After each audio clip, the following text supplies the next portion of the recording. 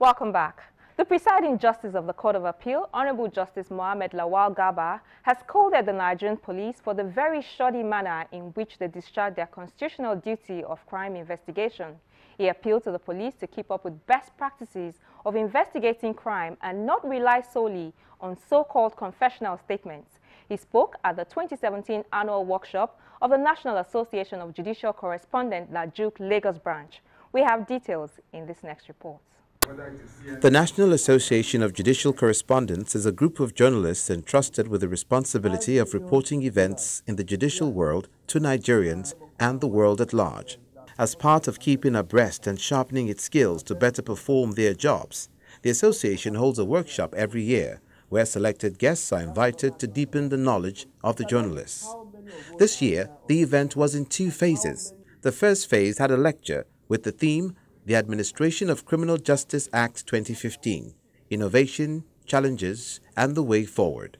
Stakeholders in the judicial sector have argued that even though the Administration of Criminal Justice Act 2015 contains daring innovations which are expected to help promote quick dispensation of justice, some of the contents are in contrast with some constitutional provisions and established judicial pronouncements. There is need, therefore, to take another look at the Administration of Criminal Justice Act 2015 with a view to addressing some issues contained therein. The guest speaker for the topic is the presiding justice of the Lagos Division of the Court of Appeal, who was represented by a judge of the court.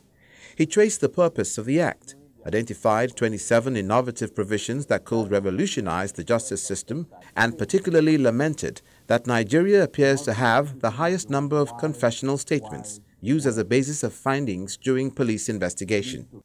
He urges the police to do more investigation rather than waiting for a confessional statement to unravel a crime.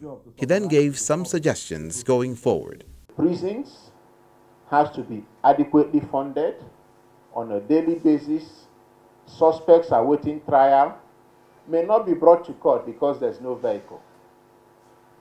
I do know of some proactive chief judges who from their budget provide and buy vehicles for the prison authorities to see that suspects are brought to court.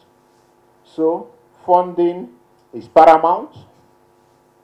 The Ministry of Justice, the courts, you require the magistrate to visit the police station every month.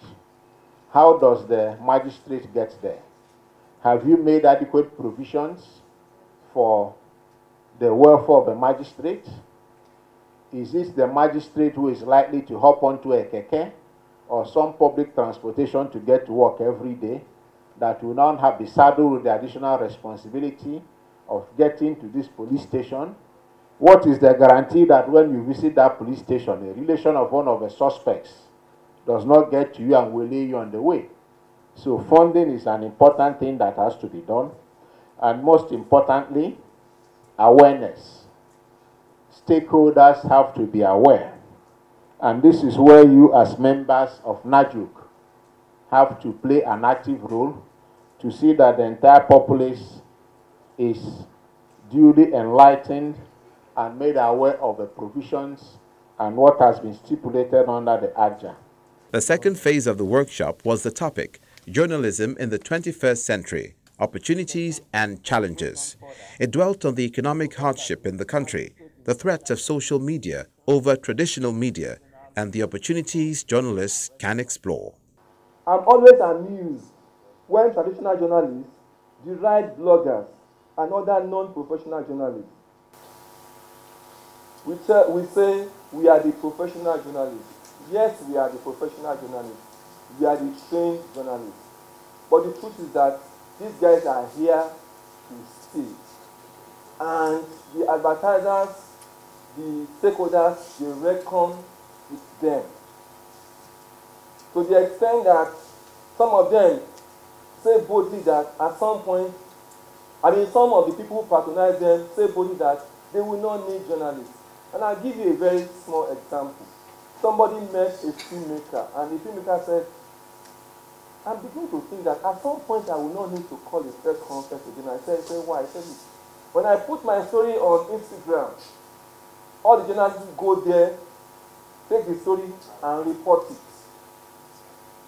And so all you need is to come on Twitter, just announce something, and we are scrambling to report it. And we must report it.